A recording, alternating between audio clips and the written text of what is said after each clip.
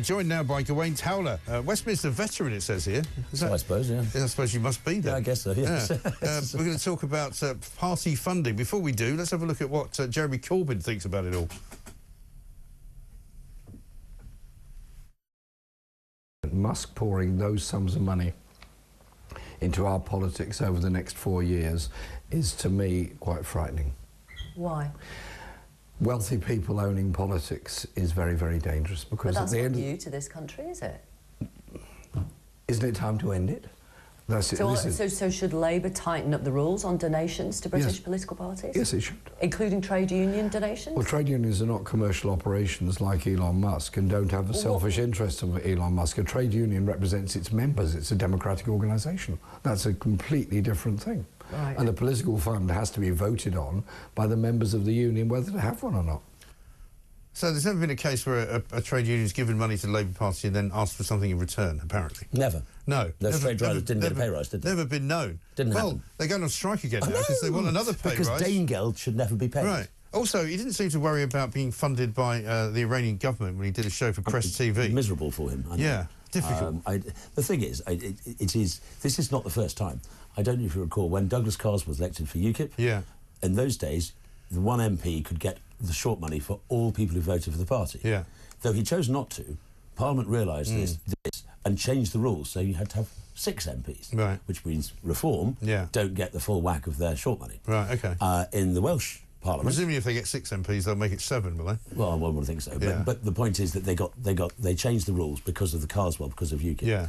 And then in the Welsh Assembly, they changed the rules about residence. You have to live in Wales to stand for the Welsh Parliament, right. because Neil Hamilton lived in Wiltshire. Right. So this would be the 3rd time they changed the rules to stop Farage and his people to get the same level playing field as everybody else. And as far as the rules are now, people have said that, well, don't worry that Elon Musk is an American citizen. Don't worry that he's, his company's American. He's got a British arm of the company. Yep. The Guardian's talking about it this morning and saying, basically, some of the watchdogs are suggesting you shouldn't be able to donate more than your profits from the company in which the country is that you operate. Which they're basically saying something like 8 million, I think, is the profit that X has apparently made, a pre-tax profit of 8.5 million in 2022 on turnover of 205 million. So they shouldn't be able to give more than that as an amount. But it sounds to me like they're just trying to stop Elon Musk. They're just trying to find ways of countering what I call the tribe. Yes. Farage is the people who support parties led by Nigel Farage. Yeah. They're just trying to find ways, because they know that the biggest problem the Reform have got, despite the fact that we're on 21 to 25% in the polls, and that's 1 in 4, 1 in 5 people are now supporting this. Yeah.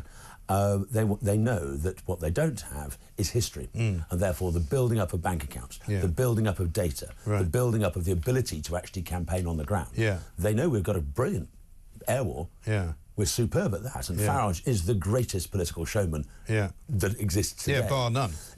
I mean, the fact that he's dominated 2 days' papers with 1 photograph is extraordinary. Yeah, right. But I wouldn't be at all surprised if Musk isn't planning to give money at all. Right. But if he does give access to the algorithms he used in Pennsylvania and elsewhere to teach Reform how to best use the resources they already have, and there's no doubt that money begets money, and there is a sort of fiscal gravity. Well, Nick Candy's on board now as well, so he's got a lot of mates who have got a lot of money, right? Yeah, and people like to give to things that they know work. Yeah.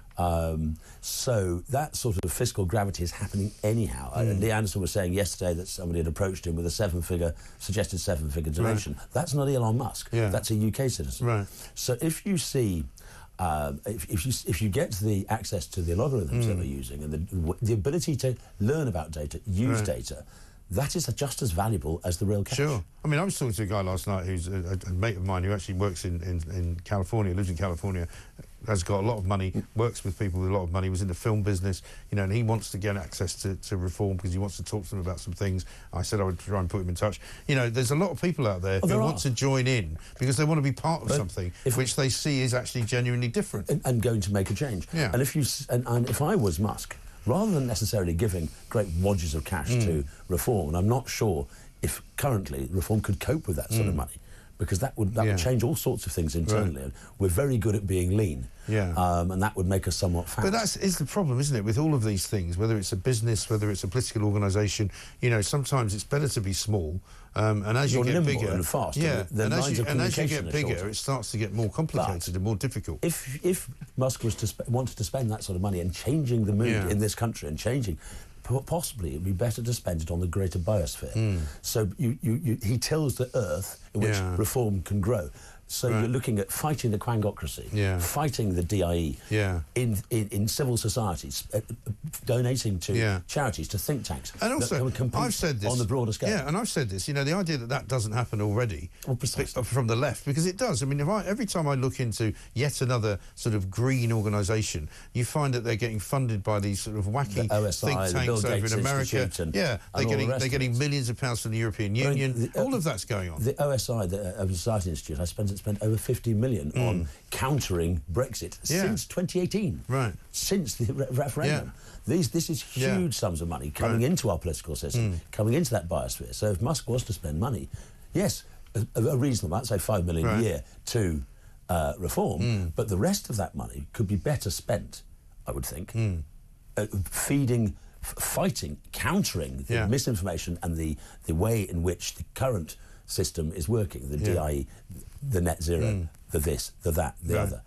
So there are, you've got to create an atmosphere in which a political party like Reform can grow. Yes. And what other restrictions would they be up against in terms of not just donations, but in terms of other things? You know, we hear an awful lot about criticism of Reform because people say it's a company, it's not a political organisation. What other sort of hurdles will have to overcome? From what I understand, the new constitution that was voted on by the party in September is still with the Electoral Commission. Once they've signed it off, then the new process of creating a Democratic Party board or a part Democratic Party board and all those other things that are written into that will take place. The fact that Farage has given up his share, that's handed over to the party, and so on and so forth. But that can't happen until ELCOM sign it off.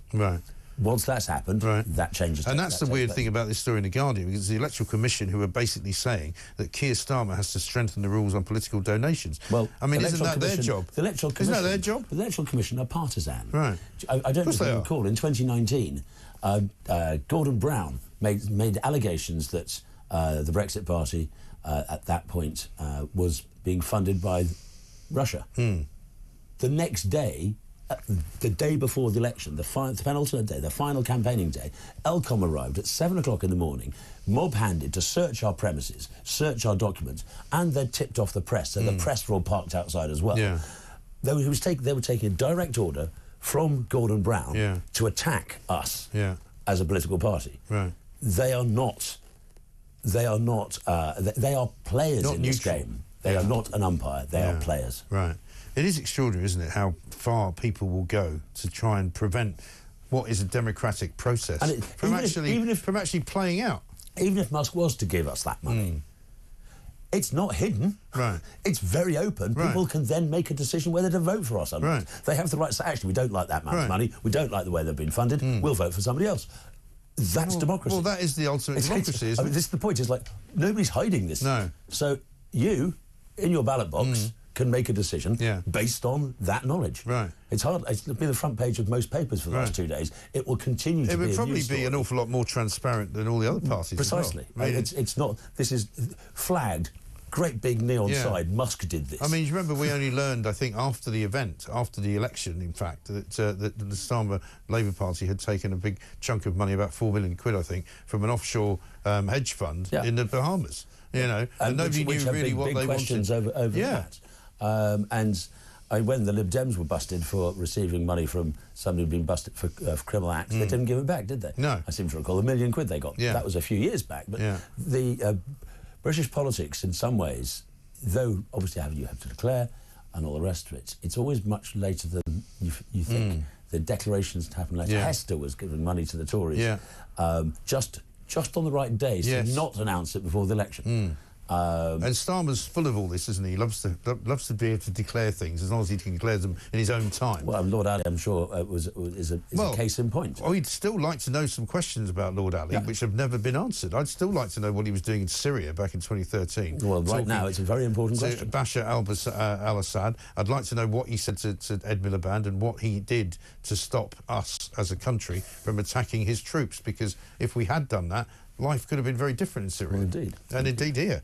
But there we are. Gawain, good to talk to you. Thank you very much indeed. Westminster veteran indeed, as he's called. You know, we might come up with a better title for you next time.